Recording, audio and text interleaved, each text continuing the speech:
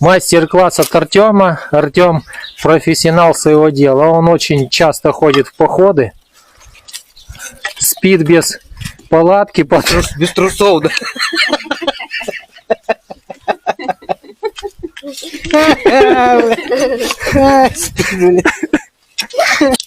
И там вот он вот это, короче, учился делать этот костер в лесу. Ты в лесу научился делать? Нет.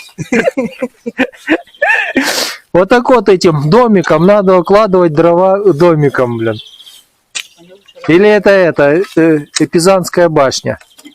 Как это называется правильно? Пиздецкая башня. Шалашик, блин. Шалашик. Шалашики он часто делает, чтобы спать в лесу, блин. Да, что привык. Ой, блин, а. Так, все, ладно. Ну вот, сейчас мы будем запаливать, да? И в принципе, что, вот этого хватит, чтобы пожарить мясо, да, наверное? Хватит, конечно. Хватит, да? У нас хоть мясо есть, которое жарить. Оттаяло там мясо. Жена ушла. Жена! Блин, она исчезла. Все. Зашибись. Все. Давай. Вот. Поджигайте аккуратно, чтобы не обжечься. Снизу бумага, сверху шалашик. Вот.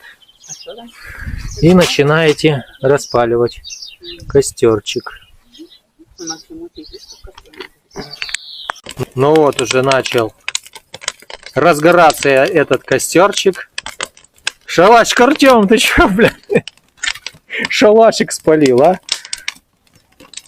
Зато как красиво горит. Да, смотри, как красиво. Языки пламени, да? Сейчас оно все прогорит. Дымок идет, огонек горит.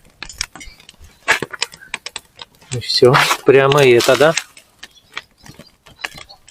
Натюрморт. Ну вот, в принципе, вот он весь. Завершение. Виновник весь этих майских праздников, вот именно этот шашлык. Но чтобы который пожарить.